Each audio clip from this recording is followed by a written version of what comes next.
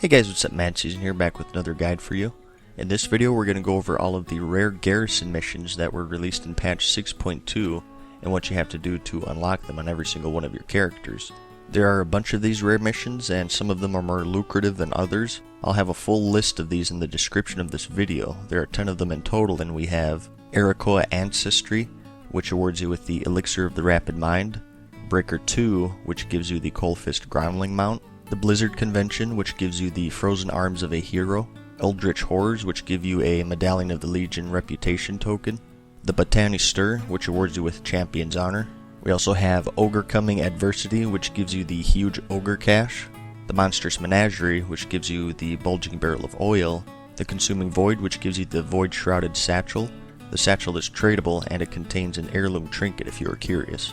We also have the Burning Blade Masters, which gives you the Burning Blade toy. And finally we have Fiery Friends, which gives you the Cinder Pup pet.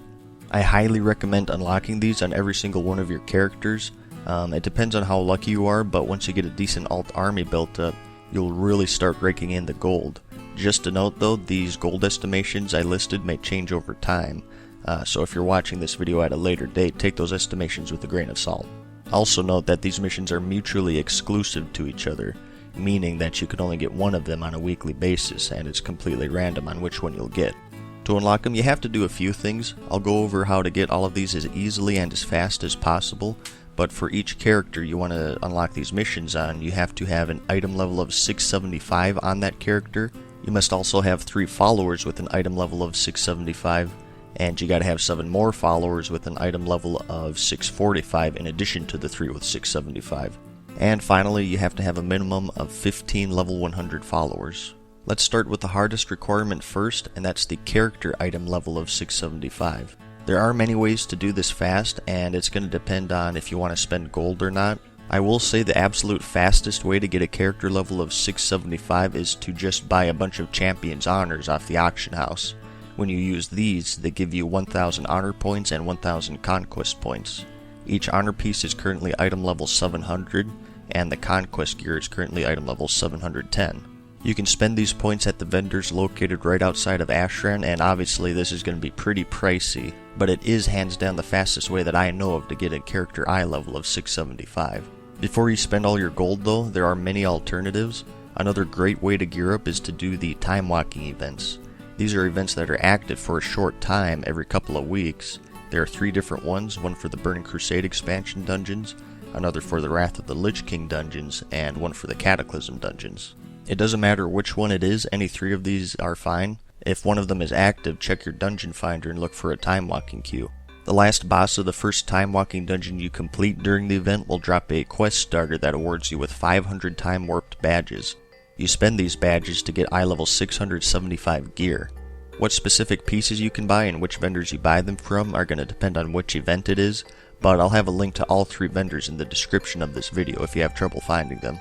This is a great way to gear up because you just got to do a single dungeon that takes around 20 minutes to complete, and you can get 5 to 6 pieces of eye level 675 gear.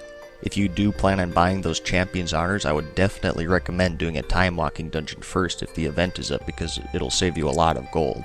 Another way to gear up is by killing Kha'Zix every week. He's a world boss in the Tannin Jungle, and he drops eye level 705 loot. Check your group finder for other people looking to kill him, and make sure you pick up a Seal of Inevitable Fate for a bonus roll from Fate Twister Ceres in Storm Shield if you're Alliance, or Fate Twister Tikal in War Spear if you're Horde. You can also gear up by doing all of your Tannin Jungle quests.